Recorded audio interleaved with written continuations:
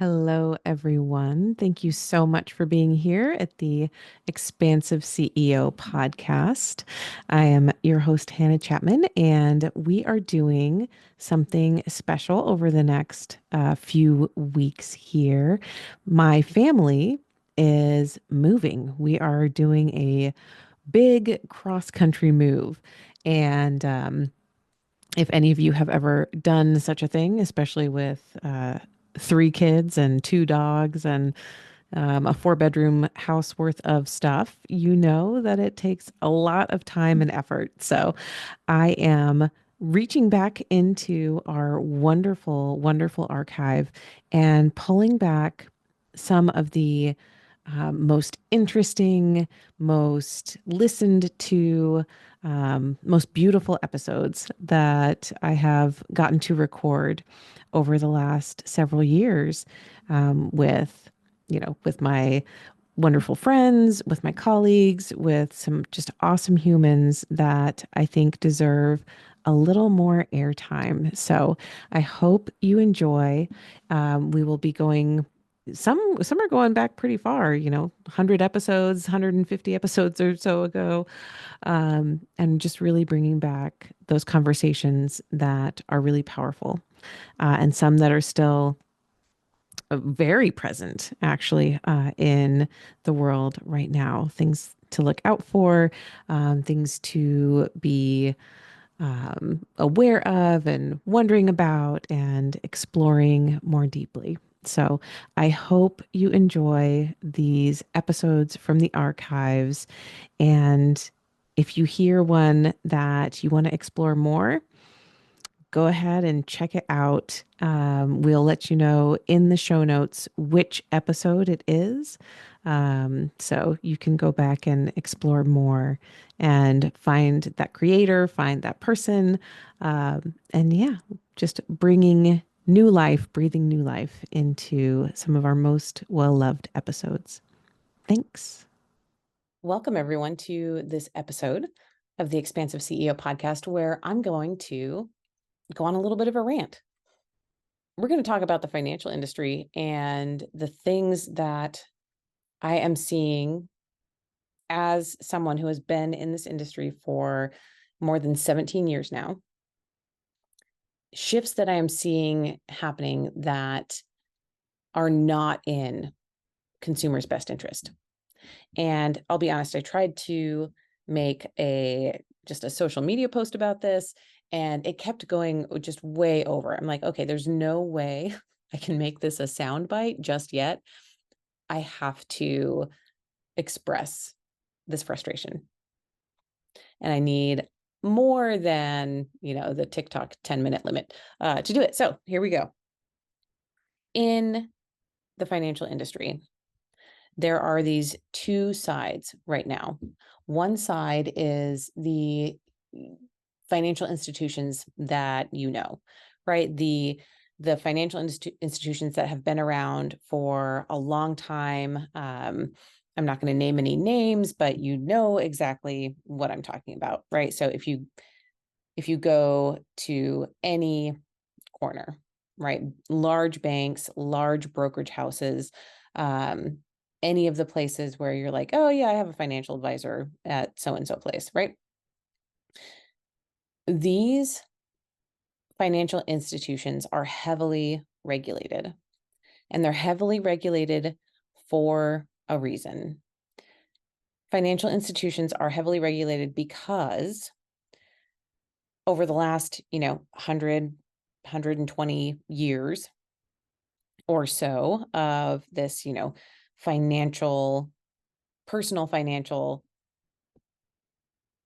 space, we have noted and experienced that many financial professionals will take advantage of clients when the opportunity arises. Think about Bernie Madoff, right? That's one of very easy example. What did he do?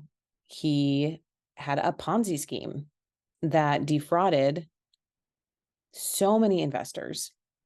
Some people who were wealthy, but a lot of people who were just like your average grandparents, right? He was getting 13% returns every year, like clockwork. Every year, your investments would be up 13%, 13%. It was great, except none of it was real. It was a Ponzi scheme. The money was never actually there in people's accounts. Why is it called a Ponzi scheme? Because it's named after the person who originally did this 100 years ago, right? It's because this was a precedent set by another human being that also defrauded investors. People, and we say investors, it kind of takes away the sting of, no, these are people who thought someone else would be a good steward of the money that they gave to him. Right? Let's go back to the Bernie Madoff example and, just normal people that invested with his firm. Again, imagine it's your grandparents, right? They didn't do anything fancy in their lives. They worked, they saved, maybe they did save $1 million in their 401k for their retirement. They give it over to Bernie Madoff and then it's gone. And by gone, it's gone, right? It does not exist anymore. He used that money to pay off the other people that were trying to take withdrawals because he didn't actually invest anybody's money. It was a Ponzi scheme. Okay, I'm spending a lot of time here because this is not an isolated incident. And I realize again, okay, so I am a financial advisor. I am a certified financial planner. I am a fiduciary for my clients, and a fiduciary in any industry must make recommendations that are in the best interest of the client always, no matter what. Attorneys can be fiduciaries, right? Real estate agents within a transaction with their clients are fiduciaries. And CFPs, certified financial planners like me, we are fiduciaries for our clients. Every time I speak to a client, it is my fiduciary duty to give them the advice that is in their best interest, always.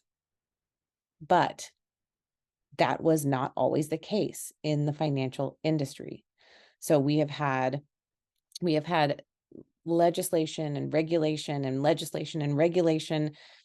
all throughout the last 100 years that have been put in place to correct bad behavior among financial professionals, to put protections in place for clients who deserve to understand what they're investing in, who deserve to know how much they're paying, what the fees are for what they're investing in, and to have it be clear and to have the paper trail make freaking sense. It's so convoluted in the financial industry. So much of the financial industry is just absolutely asininely convoluted because everyone wants a cut. From the mutual fund company that's trying to get on the platform, right? We've got a mutual fund. We want to be able to sell it at Fidelity or Ameriprise or Merrill Lynch or wherever, any institution. They have to pay a percentage to get onto the platform, right? And then the advisors, the company that is sponsoring that investment, they're going to get a cut. And then the advisors are going to get their cut. And then all the way down, right? So all of the fees that you're paying for any of these investments, you might literally think that you're not paying fees in your accounts. And it's just because no one has told you how the fee structures actually work. None of this is free. It all comes at a price. And I'm going to say this as well, like everyone deserves to get paid for their time, right? And their expertise and the job that they're doing. So this is not saying that there should be no fees in the world. I'm not arguing for that by any stretch of the imagination, but I am saying that if you can't make it very clear, this fee is from this, this client is ending up paying all of these layers of fees, and here's where they go, right? it's not right, is what I'm saying. It's not right that this aspect of the financial industry is still that obfuscated, that murky for clients. And once again, the different rules and regulations that are looking at that, they're constantly evolving, constantly trying to keep up with, financial firms, with financial advisors, trying to make sure that they can stay ahead and keep consumers protected. One of the really important institutions at this point is the FCPB, the Consumer CFPB, excuse me, the Consumer Financial Protection Bureau, that was spearheaded by Elizabeth Warren. That was a beautiful piece of consumer protection. When that went into force, and when it had some teeth, right? When it was first created, it was a huge force for good, because it was requiring a lot of different aspects of the financial industry to be better, to be more transparent for consumers, to be more supportive for consumers.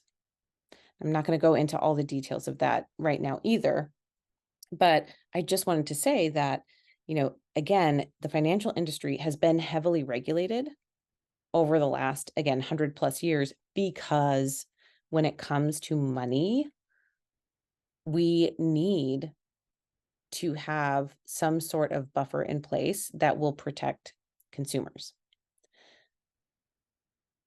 My rant that becomes where I want to talk about this even more deeply is now in the financial money coaching, money mindset space.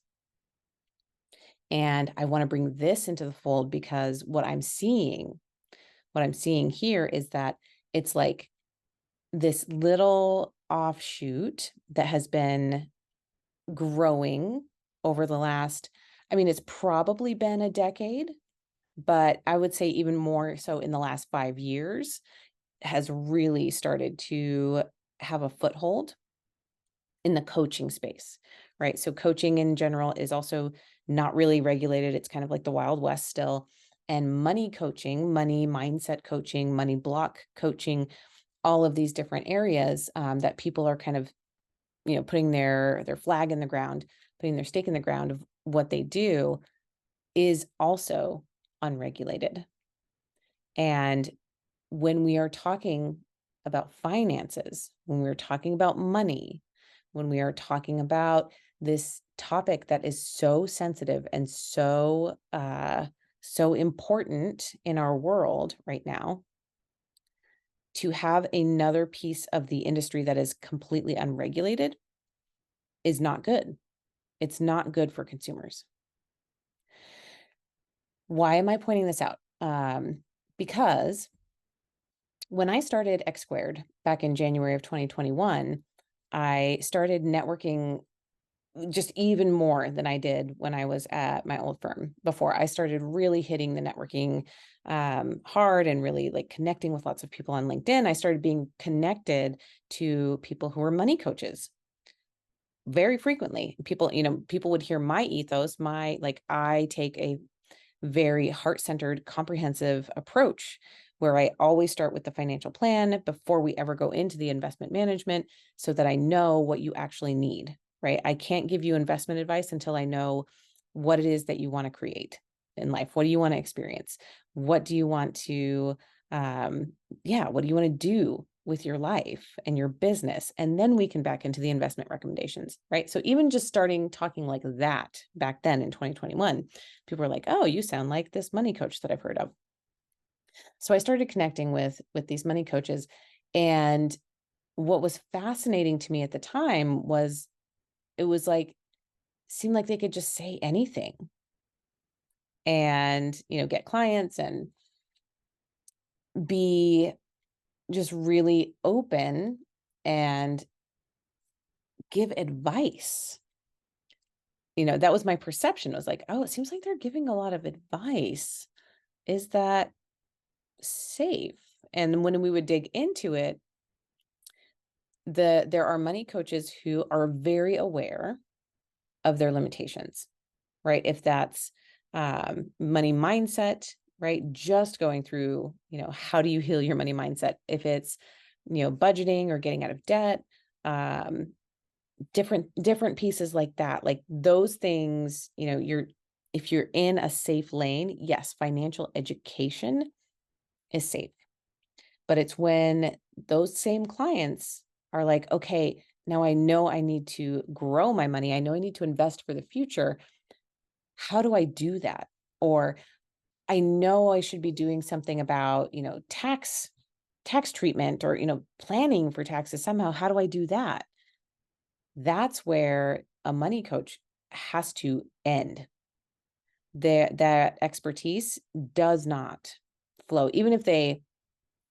I'll say, even if they have expertise in that area, if they're not licensed, if they are not regulated by any regulating body, they run the risk of being caught and audited by the Securities and Exchange Commission, the SEC, and fined, given jail time, their business taken away, all of it, if they are found giving financial advice to clients when they are not licensed and accredited to do so.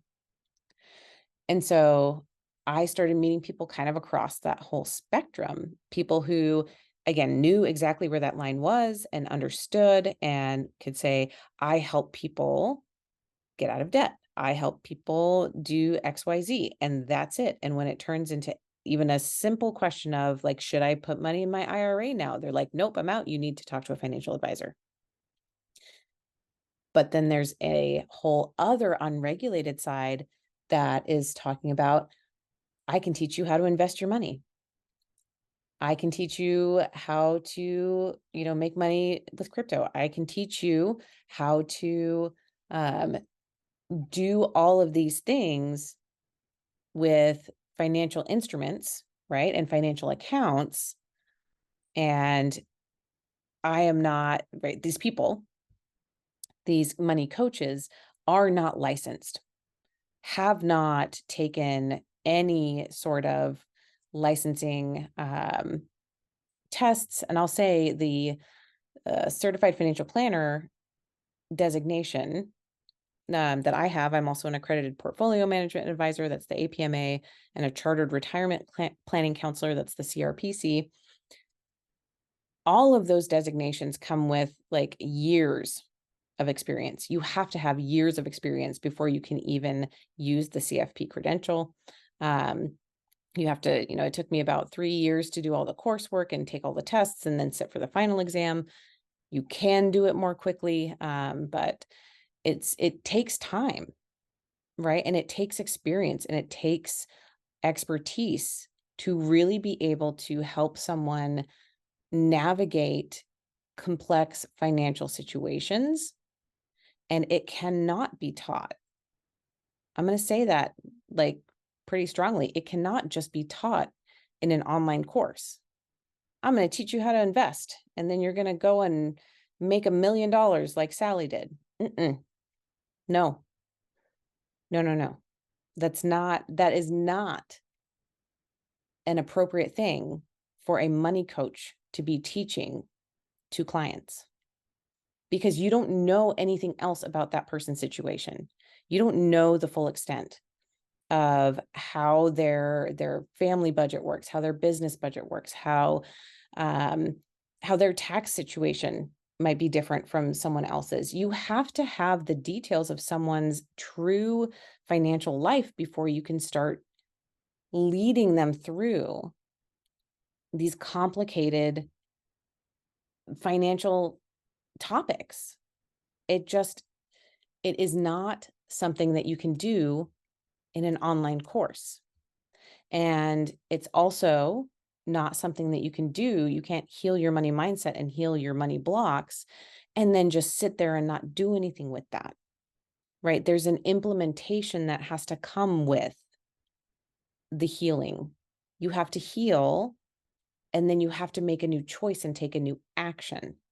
And it's on the make a new choice, take a new action that the money coach space does not have the appropriate experience and does not have the appropriate licensing and does not have the appropriate consumer protections in place to keep clients safe.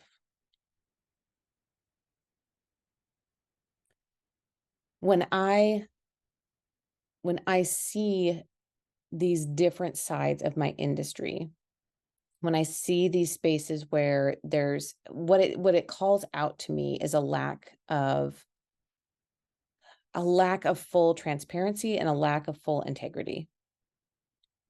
And I am not saying that to say that people who want to help people heal their money mindset are non-integrous people. That's not what I'm saying. But if you are helping people heal their money mindset and then not releasing them once they're healed, releasing them and saying, okay, now it is time to work with a professional. If you are not doing that, that is out of integrity. You are not then helping that client move all the way through that money processing, money story processing, money block processing to take the new action with someone who can actually help them with the implementation. Okay. This is important. If the SEC, the Securities and Exchange Commission, finds out and they're looking at this, they're scrutinizing financial influencers right now. They are scrutinizing what you're doing. If they come back and say that you were in a, financial education space up and, in A, B, and C, but when you flipped over into saying you need to go save this much money into a money market, you need to save this much into high yield savings, you need to, check out this annuity, anything like that, that veers into financial advice, and you have overstepped your boundaries. And that can be fines, that can lead to fines, that can lead to jail time, that can lead to shutting down your business. Okay. There are some actually very large financial influencers that I have seen also who have this type of language on their websites. They are not financial advisors. They are not licensed. They are not fiduciaries. And yet they are teaching people how to invest, saying things about, do you have a 401k? Do you want to roll it to an IRA? Here's why you should, without knowing that you, even as a financial advisor, me, the CFP, I cannot just tell someone, oh, you have 401k, you should roll it to an IRA. I'm not allowed to say that.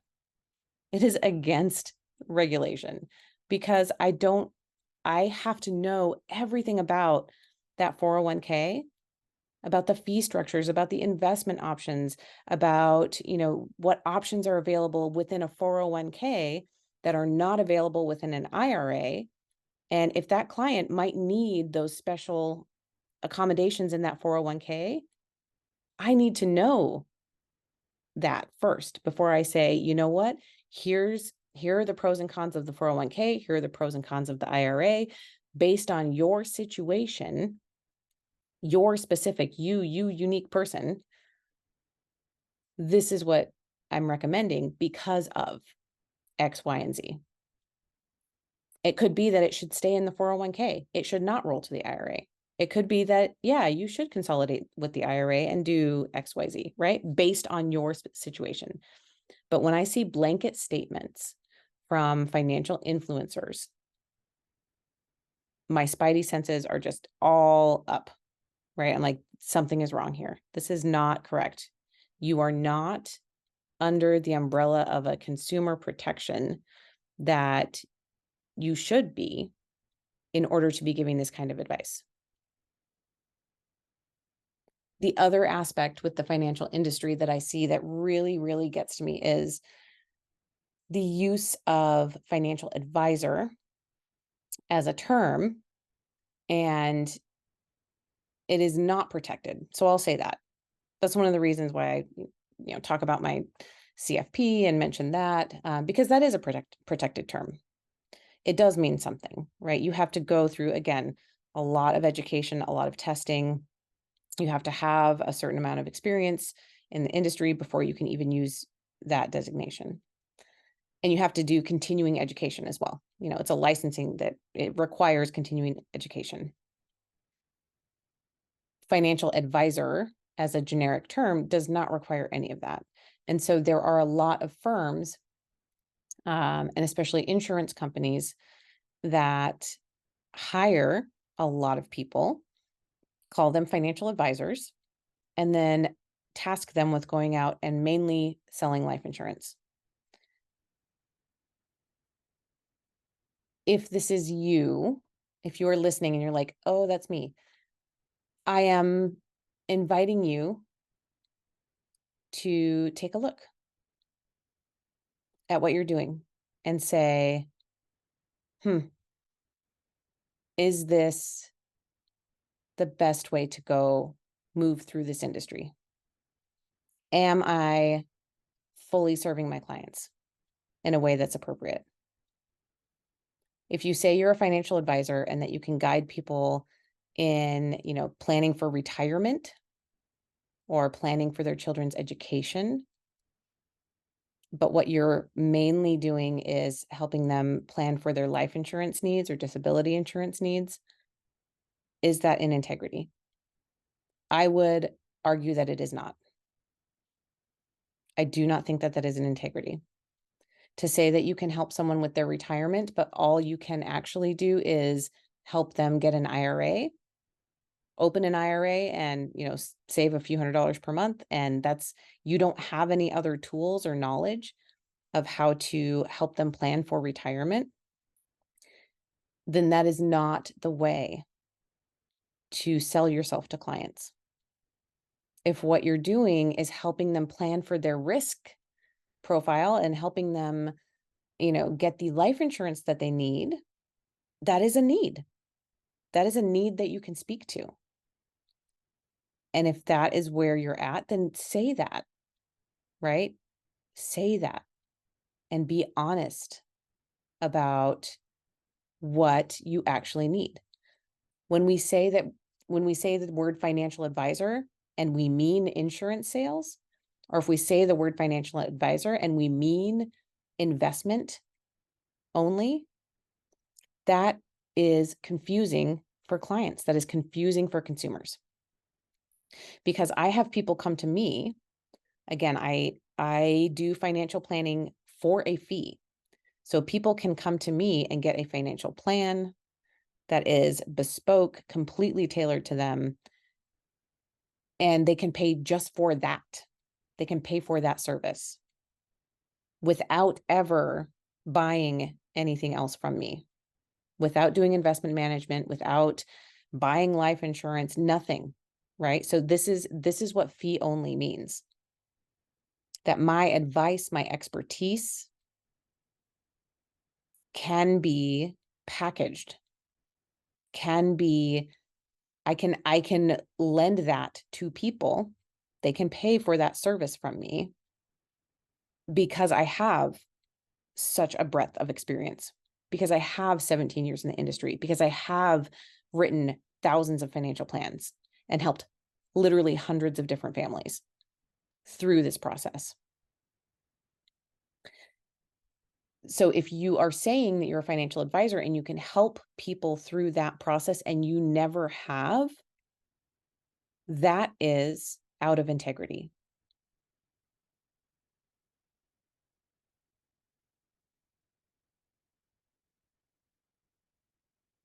What I want to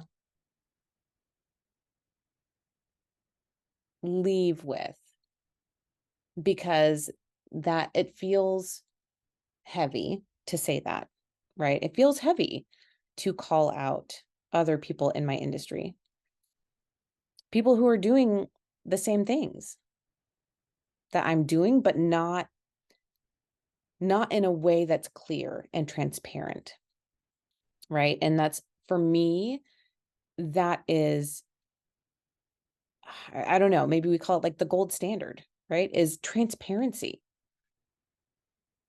Transparency in the financial industry would be such a huge improvement from what we have experienced over the last, again, century plus. And with the money coaching space coming in vogue, with more people doing that, again, it's just another way that people have found to be in the financial industry, which is deemed as a very lucrative place to have a career, which is arguable, but we won't go into those statistics right now. But since it's seen as, oh, you can go into finance and make tons of money so easily. It can be so easy, right? And when you go into this, anything that's unregulated, anything that's like, oh, no one's doing this yet, so I'm going to latch onto that part, and call it financial education. And I'm going to, fly under the radar. No, we don't want to be flying under the radar. No one in the financial industry should be trying to fly under any radars. We want everything to be transparent. We want everything to be about what's right for the consumer, what's right for the client, because money is so tender. We know this.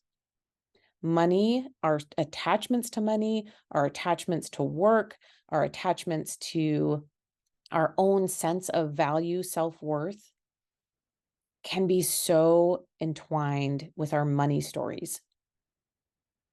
And so being unregulated, being untransparent in this industry that requires so much care and consideration for the client is not okay. How then, what I want to leave with is what I believe is the path forward.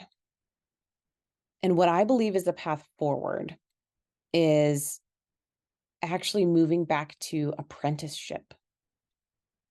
I think apprenticeship is so valuable in any industry where you are handling such a vital part of people's livelihood. Okay, when you are guiding people in their money, when people are entrusting their life savings with you, there is almost no other trust that a client can place in you that is higher than that. From a client professional standpoint, when a client trusts me with their freaking life savings, that is a huge responsibility. Okay. And how do you get to the point where you are able to be trusted in that way? You don't do that by coming out of college with a financial planning degree and being 22 years old, right? And then someone's going to give you their life savings. That's not wise. That's not wise for that person to be doing that.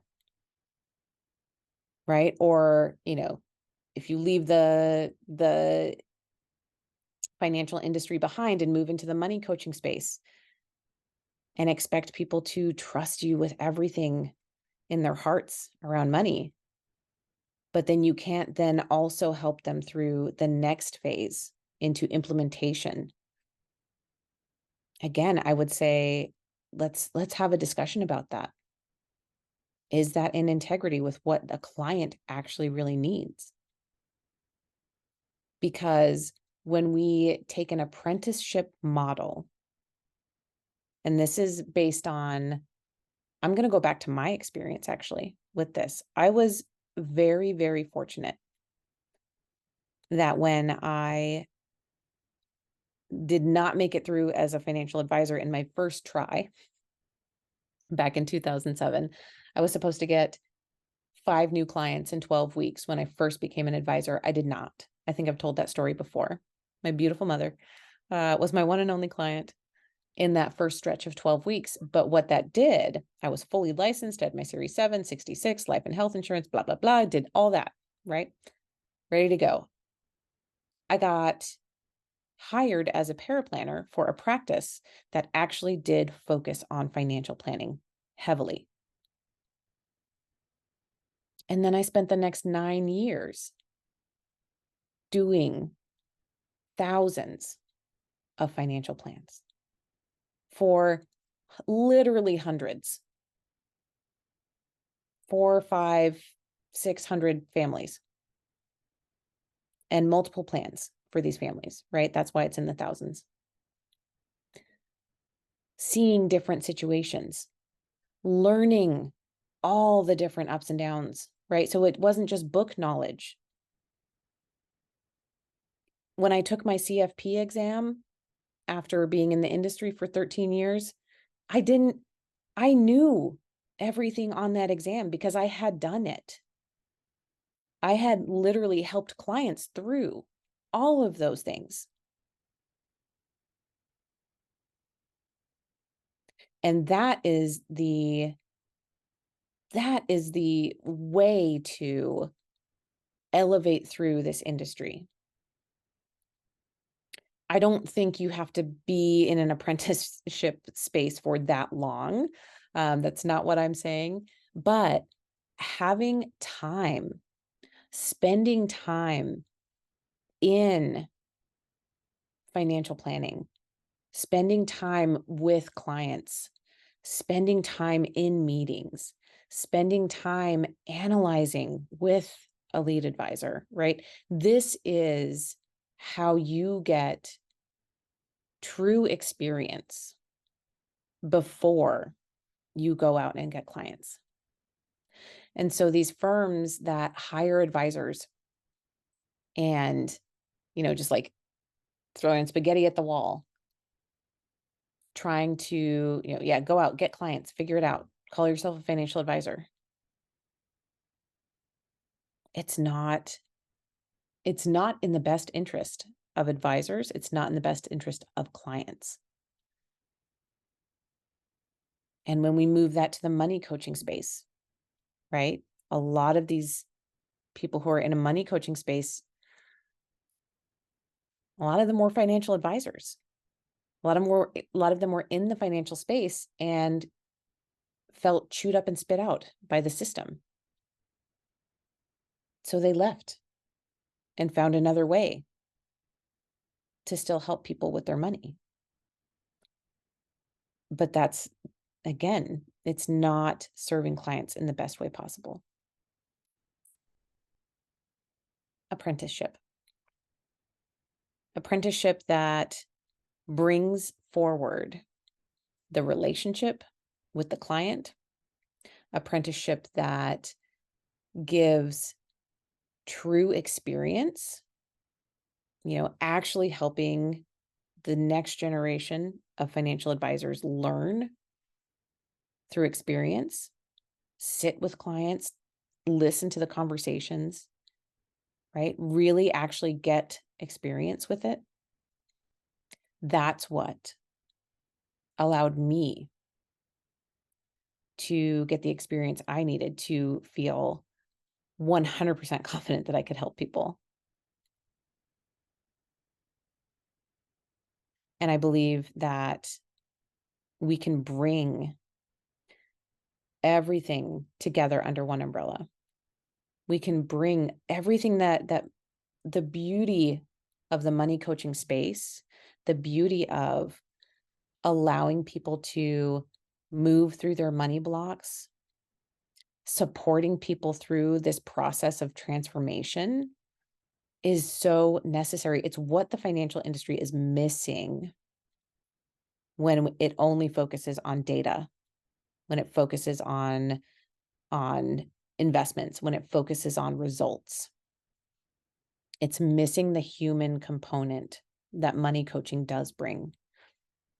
So when we bring those together, when we talk about the data and the implementation and the strategy, and we marry it with the emotion, the feeling, the spiritual aspects of money, when we bring them all together, that is what clients truly need and what they're asking for. They're asking for the how. How do I do this? They're not asking, how do I figure out how to save that much money per month? They're trying to say, how? How do I change my habits? How do I change my actions in a way that will allow me to make this financial transformation and have it stick? We need the money coaching. We need the financial advice. We need them to be together. And so that is what I see as the future.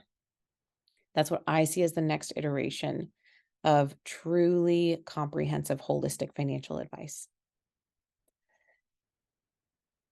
And I think I've gone on quite long enough on my rant. If you've stayed with me this far, thank you. And I would love to know what your experience has been like. If you are a financial advisor and you feel called out, tell me. I want to hear about it. If you are a financial advisor and you're going, yeah, I agree with you 100%. How do we do more of this? Tell me about it. I want to hear from you. If you're a money coach and you feel called out, tell me about it. If you're a money coach and you're like, hell yes, I totally agree with you, tell me about it. And if you're a client that has experienced anything on any of this whole spectrum, from being, feeling manipulated, or feeling like you didn't get what you needed, or feeling like you were let down, or feeling like you had a great experience, feeling like you have an advisor that you can actually trust, who gives fiduciary advice, who also cares about you as a human being and cares about your spiritual evolution, right? If you have that, I want to hear about it. I want to know who your advisor is because I want to meet them, right? We need networks. We need networks of heart-driven, spiritual, and intellectual, and experienced financial advisors leading this next phase of truly serving clients the way that they deserve to be served. So if you have any thoughts on this, I hope you do. And I hope you tell me about them. And whether they're good, bad, ugly, tell me. I want all of it. So until next time, send me your questions, send me your feedback, and I will see you or talk to you in the next episode. That's it for this episode. Thanks for listening, and be sure to like and subscribe. And again, if anything resonated with you from this episode, I would love to hear from you. Email me at Hannah, HANNAH, at expansiveceo.com and tell me about it. And if you're ready for your greatest expansion, you can find ways to work with me at expansiveceo.com and at x2wealthplanning.com. That's X, the numeral 2, wealthplanning.com. So until next time, remember that there is enough. You are enough. And your birthright in this lifetime is to be expansive.